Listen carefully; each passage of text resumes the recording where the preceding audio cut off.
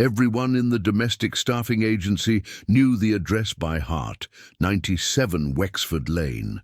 The sprawling estate at the edge of the hills wasn't just the largest property in the region, it was also the most notorious. Over a dozen maids had come and gone in just the past 3 months alone, each of them lasting at most a week. Some left in tears, others stormed off in silence. One didn't even return to collect her final paycheck. They whispered stories about what happened behind the golden gates and marble columns of that grand estate. Some said it was haunted, others blamed the staff, but those closest to the truth knew exactly who the real culprits were: the billionaire's twin children. Adrian and Alina Moreau were only 10 years old, but their wealth, intelligence, and icy charm made them seem far older and far more dangerous. Since the death of their mother, the children had been raised in near total seclusion by a rotating cast of staff members, nannies, and tutors. Their father, Charles Moreau, was one of the richest men in the country, a tech mogul known for buying companies as easily as one might order coffee. But when it came to parenting, he was notably absent. The twins, in his absence, grew into their own universe, one governed by rules they alone understood. Each new maid who arrived came hopeful, confident that experience and training would carry them through, and each left disillusioned and shaken. One woman found her car tires slashed after confiscating a tablet during dinner time. Another discovered a live snake in her closet. The worst had been the time someone, a child-sized someone, had accessed the house's internal speaker system in the dead of night to broadcast screams into the staff quarters. That particular maid left barefoot, her shoes abandoned on the front steps. What no one dared to say out loud was the question they all asked themselves: how could 2 children be so ruthless, so methodical in their mischief? It wasn't just rebellion. It was control, it was domination, and as many observed, it was eerily calculated. Behind the estate's doors, luxury reigned. Crystal chandeliers hung above velvet furniture. The kitchen was staffed with a Michelin-level chef, and the family library had a collection that would make a university blush. But none of that opulence could hide the darkness inside. The children didn't laugh, they didn't cry. They studied people like puzzles, pulled strings just to watch reactions. Some theorized they were lonely, others believed they were broken. Whatever the case, no one could last long around them. The few staff members who remained kept their heads down, spoke little, and avoided the third-floor hallway where the twins resided. One of the housekeepers once confessed to saying a small prayer before going upstairs. "Not for protection," she said, "but for patience." The agency, meanwhile, was running out of candidates. They began lowering their standards, looking for anyone willing to take the job, regardless of qualifications.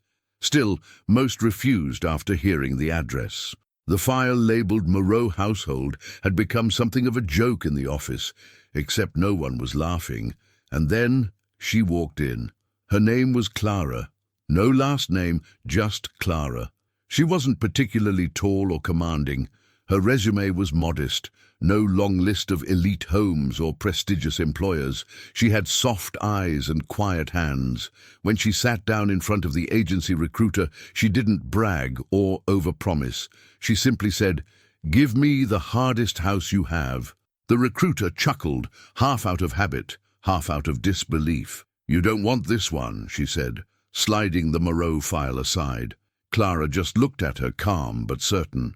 "I've worked in harder places than that," she said.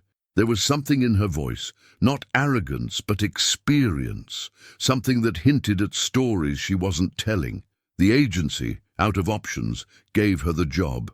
And so, one overcast morning, as the mist still clung to the hedges and the wrought-iron gate slowly creaked open, Clara stepped into the world no one else had managed to survive. She walked past the fountain that hadn't been cleaned since spring, up the stone steps, and into the house of marble and silence.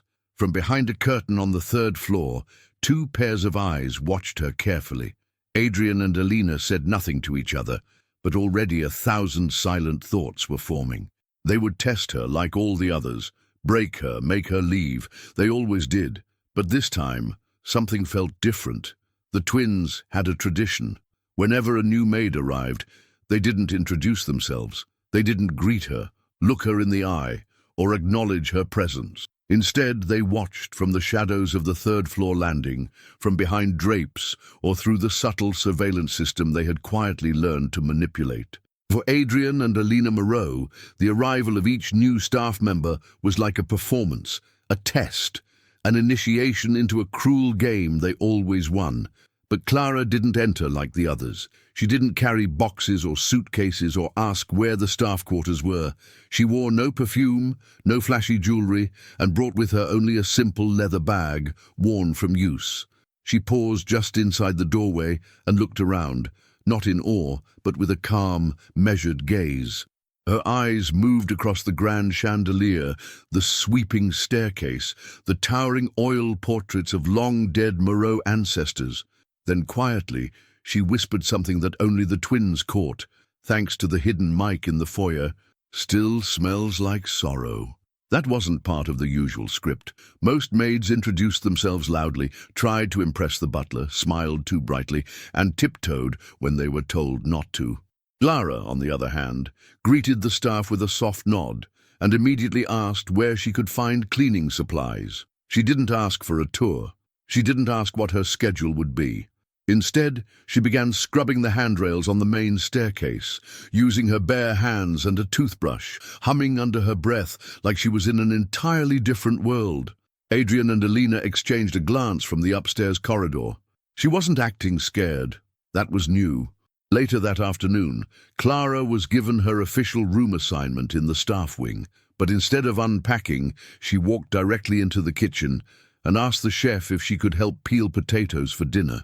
The chef, unused to staff volunteers, blinked twice before handing her a knife. By the time the roast was in the oven, Clara had already mopped the pantry floor and organized 3 storage cabinets. She worked in silence, focused but never rushed. The twins, of course, launched their usual plan. On the first night, Alina placed a spider in Clara's bed, a real one, imported from her father's illegal exotic pet collection, long forgotten in a basement terrarium. It was their signature move. No one had lasted past that test. But the next morning, Clara came to breakfast calm and cheerful, her hands still red from scrubbing. She offered Alina a smile, not accusatory, not mocking, but something gentler. And then she returned the spider, now safely inside a small glass jar. "You forgot to name him," she said, and set it gently on the windowsill. That was unexpected. The second night, Adrian programmed the smart home system to blast opera music into Clara's room at 3:12 a.m. sharp. Clara got up, made tea, and began organizing the linen closet instead of complaining. When asked the next morning by the housekeeper if she had slept well, Clara only replied, "Sleep is overrated." On the third day, the twins sabotaged her cleaning cart, loosened the wheels, poured vinegar into the detergent bottles, and swapped her feather duster for one dipped in honey. When they spied on her to see the explosion of frustration, Clara instead laughed softly to herself, fixed what needed fixing, and moved on. "She's not playing the game," Alina whispered to her brother that afternoon, staring through the stair railings. "She's not scared." Adrian didn't reply. He didn't have to. He was watching too, and something in his usually cold expression had shifted, just a little. By the end of her first week, Clara hadn't flinched once. No yelling, no meltdowns, no running to management. In fact, she barely spoke at all. Yet the atmosphere in the house had already started to change. The chef began humming again in the mornings. The gardener returned to pruning the roses out front. Roses long neglected since the last maid's emotional breakdown on the front lawn. Even the security guard at the gate said the air felt lighter. Charles Moreau, the elusive billionaire patriarch, took notice. From his third-floor office, surrounded by glass and steel and server nodes, he watched the house logs. He saw no incident reports, no messages, no requests for replacements.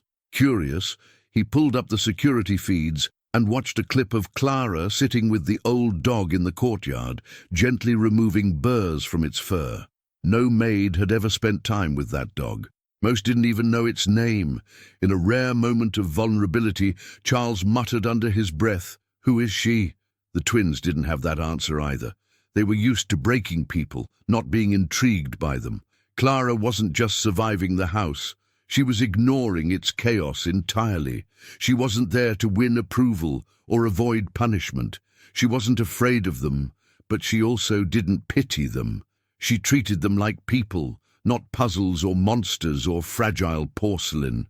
And for the first time in a long time, the twins felt something they couldn't quite name: interest, and maybe, somewhere deep inside, the first flicker of respect.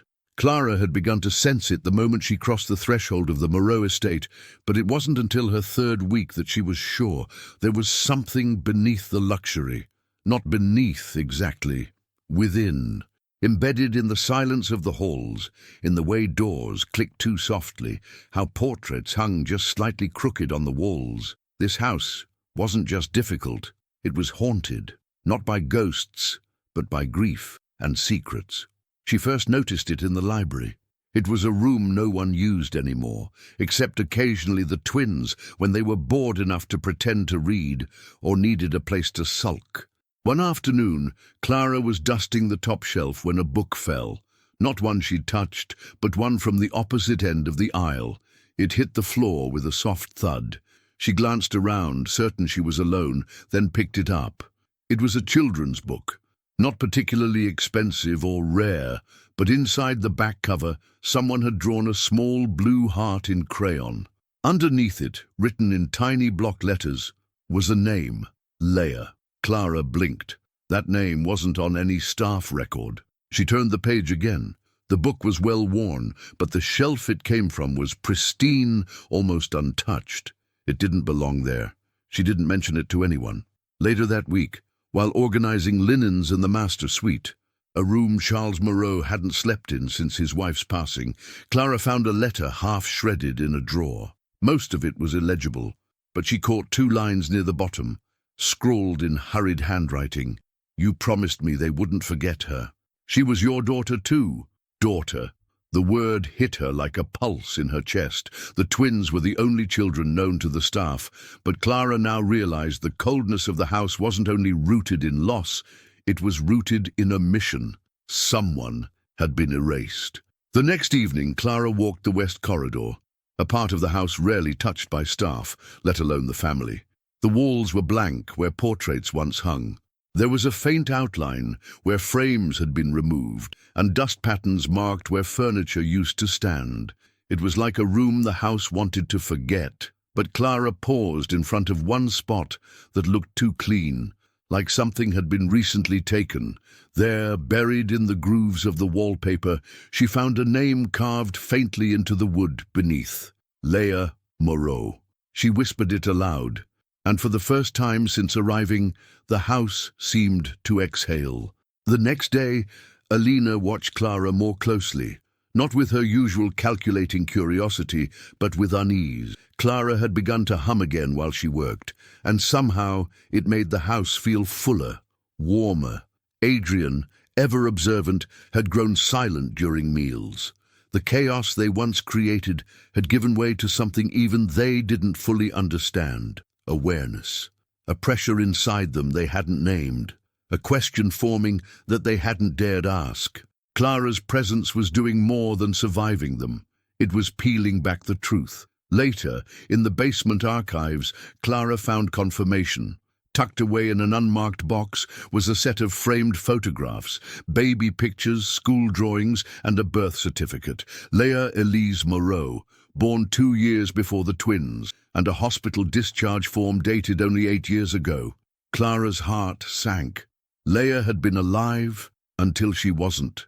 But where had she gone? And why was there no mention of her anywhere in the house? When Clara confronted the housekeeper in private, the older woman broke down in tears. "They weren't allowed to talk about her," she whispered. "The father made it clear. After the accident, he had every photo taken down, every memory boxed. The twins were told she was a dream they'd made up." Clara felt the air shift in her lungs. No wonder the twins were so cold. so detached. They weren't just angry or spoiled, they had been hollowed out. Grief had shaped their cruelty.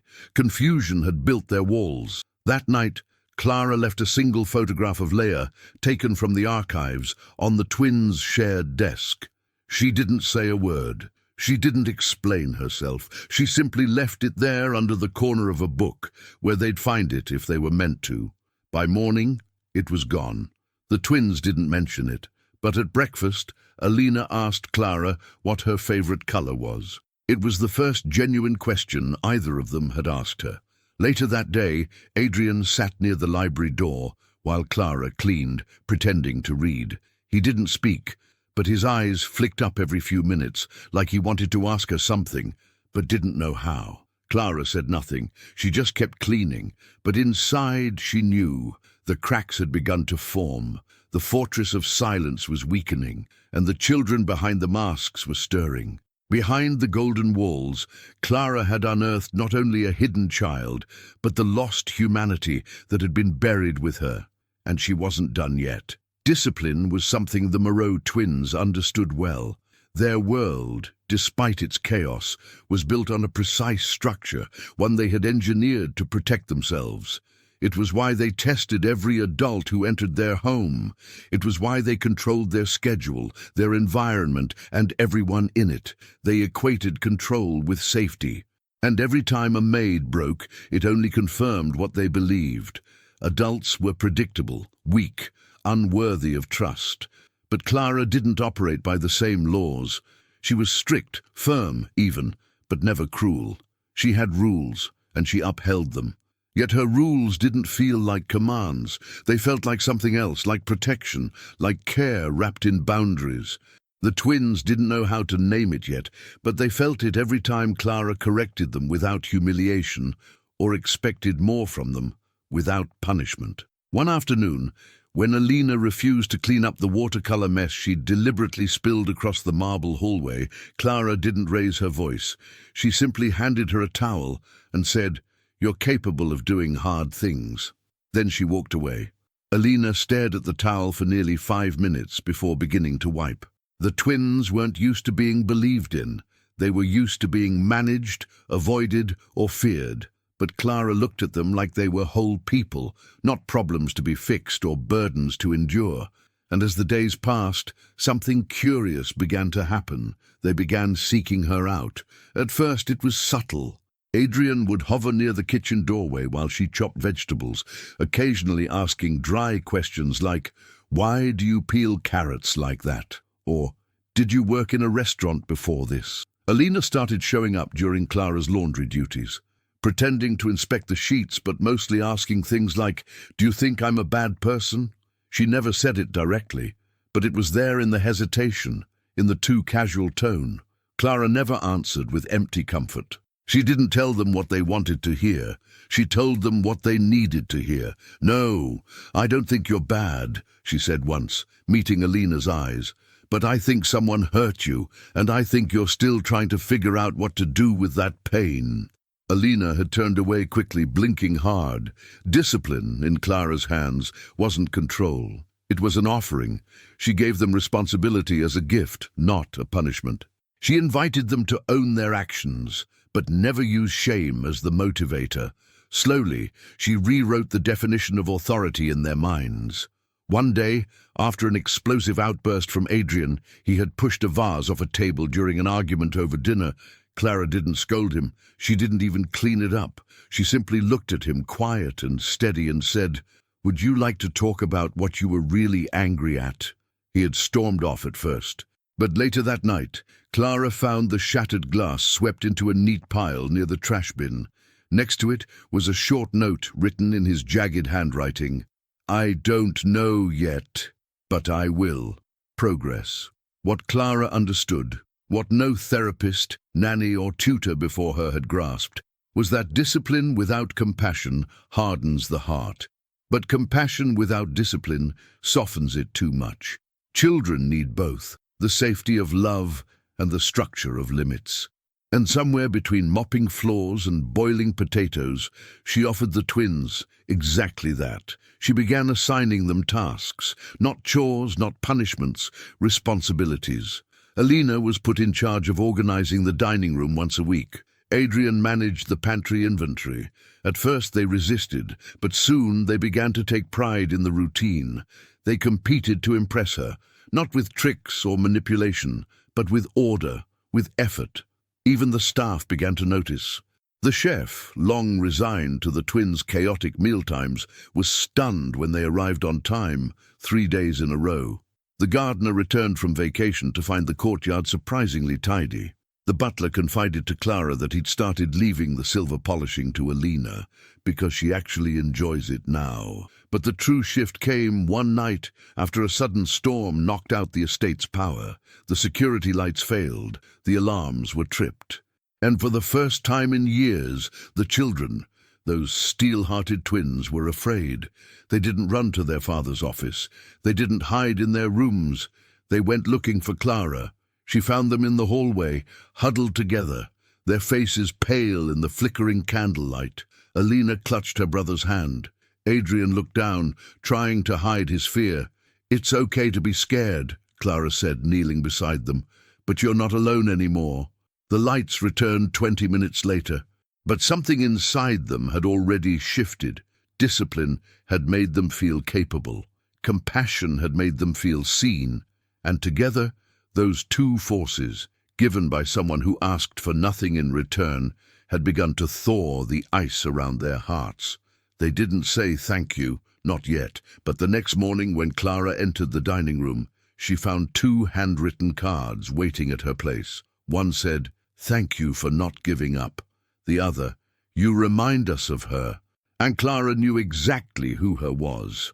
Charles Moreau didn't notice the changes at first. He lived mostly in the shadows of his own empire, buried in data streams, quarterly reports, and investor calls. The mansion had become a kind of museum to him, a place of routine, of ghosts, of avoidance. He rarely saw his children except in passing, and even then their presence felt like an echo of something he'd already lost. He wasn't cruel. He was simply absent. Present in body, absent in soul. But over time, even he couldn't deny it. The house was quieter, but not in the heavy, suffocating way it had once been. It was quieter in peace, in stillness, the kind that comes when something is finally being healed. He noticed Alina humming to herself while walking through the hallway with a basket of folded towels. He caught Adrian sitting at the edge of the courtyard fountain, sketching something into a small notebook. They weren't the same children who once treated people like pawns. They were becoming whole, and at the center of it all, always moving, always steady, was Clara. Charles had never spoken more than a few words to her, but the impact she had made was undeniable. Not just on the children, on the house, on the very air. And then one afternoon, he called her into his study. She arrived with her hands dusted in flour. She'd been helping the chef bake bread with the twins. She stood calmly before him, waiting. "You've done something here," he said, not as a compliment, but as a simple fact. Clara didn't respond. She let silence do the work. Charles looked at her for a long moment before adding, "They're different. They're kinder." Clara finally spoke. "They were always capable of kindness. They just didn't trust anyone enough to offer it." He nodded slowly, as if the weight of that truth had finally settled in his chest. Then he asked, with more vulnerability than he intended, "Why did you take this job?" For a moment, Clara hesitated. Then she reached into her apron and pulled out a folded piece of paper. She handed it to him. It was a photo, faded, torn at the corners, of a young girl sitting between 2 toddlers on a garden bench. The girl was older than the twins, but unmistakably part of the family. "Leia," Charles whispered. Clara nodded. "She was my niece." The air thinned. "My sister, her mother, died when Leia was just a baby," Clara continued. "We lost touch with your wife's side of the family after that, but Leia remembered you, even when you tried to erase her." Charles looked stunned. He hadn't expected this. He hadn't expected Clara to know, or to be connected. "She wrote me letters," Clara said, "all through her time here, until she couldn't anymore." There was silence between them, and then a trembling breath escaped his chest. "I couldn't protect her," he said, barely audible. "No," Clara replied gently, "but you can protect them." She didn't stay long in that office. She left him there with the photo, and when she returned to the kitchen, she found Adrian and Alina waiting, covered in flour, bickering over who had shaped the dough better. She smiled and rolled up her sleeves. That evening, Charles walked through the house like a man seeing it for the first time. He paused at the base of the grand staircase, where family portraits had once hung. The wall had been bare for years, but now it felt empty. Not by choice, but by absence. Something was missing. The next day, he called for a new portrait to be commissioned. One of all three of his children. Clara never asked for thanks, but it came in small, wordless gestures. In the way Alina began bringing her tea in the afternoon without being asked. In how Adrian started asking questions about Clara's past, not to test her but to understand her, and most of all, in the way they began to laugh again. Not the forced laughter of manipulation, real laughter. Childlike, bright, alive. By the time the seasons changed, Clara had become something no one expected. Not just a maid, not just a stabilizer, but a healer. A quiet anchor in a house that had been drifting for too long. And then, one morning, she was gone. She left a note on the kitchen counter. "The house doesn't need me anymore, you do." It wasn't signed. It didn't need to be. The twins were heartbroken, but not shattered, because Clara hadn't come to rescue them. She had come to remind them they had the strength to rescue themselves. And they did. Years later, when people asked Alina and Adrian about the woman who turned their childhood around, they never said she was a maid. "She was family," they'd say. "She was the one who stayed. And when she left us better." Because Clara didn't just change the house, she changed the course of their lives forever. If this story moved you, imagine how many others are still waiting to be told. Subscribe now for more powerful narratives that stay with you long after the screen fades to black. Like, comment, and share to help us reach those who believe in second chances and in the quiet heroes who change everything. The Moreau twins had never been outsmarted. Their tactics were legendary in the underworld of domestic service, whispered with both dread and admiration among former staff. They didn't throw tantrums or scream in fits of childish rage. They orchestrated psychological warfare. They studied weaknesses, anticipated reactions, and struck where it hurt most. But Clara's calm resistance had unsettled them. She hadn't broken, flinched, or even responded with irritation. So the twins decided it was time to escalate. It started on a Tuesday afternoon. Clara had just finished organizing the art supply closet, a room that hadn't seen order in over 2 years, when Adrian approached her. He stood in the doorway with a faint smirk, holding a glass of cranberry juice. Without a word, he tripped slightly, sending the deep red liquid splattering across the white carpet Clara had just shampooed that morning. He stood still, waiting for her to yell, panic, or at least show frustration. Clara blinked once. Then she said very softly, "That color doesn't suit this room anyway," and she calmly disappeared into the hallway to fetch her cleaning kit. Strike one. The following day, Alina pretended to sprain her ankle on the stairs. She let out a convincing yelp, fell dramatically, and waited for Clara to come rushing. Clara arrived, kneeling beside her with a look of careful attention. She asked where it hurt, helped Alina to the couch, and wrapped the ankle in a warm compress. But then she added quietly, "That was a perfect performance. Have you considered acting school?" Alina didn't respond. She didn't know if Clara was mocking her or being genuine, and that alone irritated her more than being called out. Strike two. On Friday, they took it further. They accessed the digital schedule and rearranged all of Clara's tasks, doubling her workload for the day. Then they reset all the house clocks to confuse her timing, so that when she arrived at the study to polish the antique desk, she found Charles Moreau himself already in a virtual meeting, frowning at the unexpected interruption. Clara didn't apologize. She simply nodded, stepped out without a word, and rearranged her entire list with pencil and paper. By dusk, every task, twice the usual number, was completed. Floors gleamed, drapes hung crisp and clean. Even the east wing terrace, rarely used, had been washed down and rearranged with fresh cushions. No complaints, no signs of strain, not even a sigh. The twins began to retreat into strategy. Adrian scribbled charts on his wall, tracking Clara's patterns, searching for triggers. Alina began observing her closely, how she moved, how she reacted to noise, to silence, to confrontation. But the more they watched, the more confused they became. Clara didn't act like the others. She didn't need praise, didn't expect gratitude, and didn't seem to carry any ego. She wasn't indifferent, she was present, but her sense of self was locked deep inside, steady and unshakable. So they launched a final test, one they had used only once before, and never twice, because it had ended in disaster.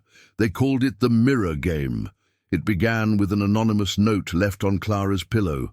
Just 4 words: "Come to the attic." That attic had long been abandoned, a place even the housekeeper refused to enter. The twins had turned it into a trap, an elaborate display of cruel memory and eerie silence.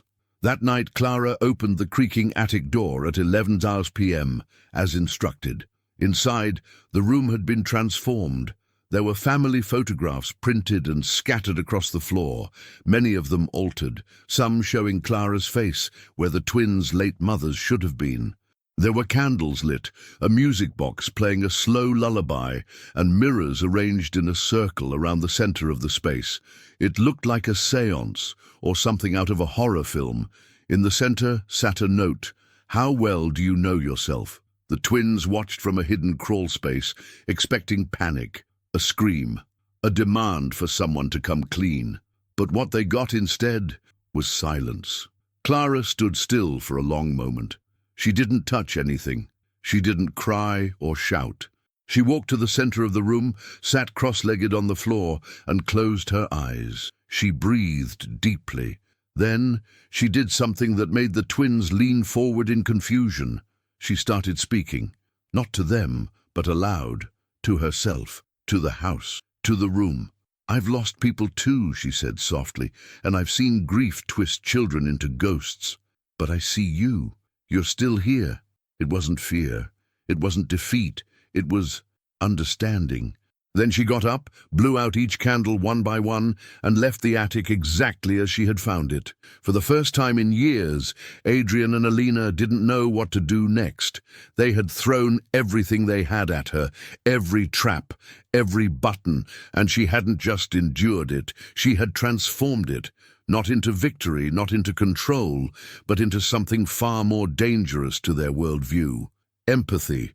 And as they sat there in the dark, surrounded by mirrors that no longer reflected power but confusion, the twins realized something terrifying. They weren't testing Clara anymore. She was testing them.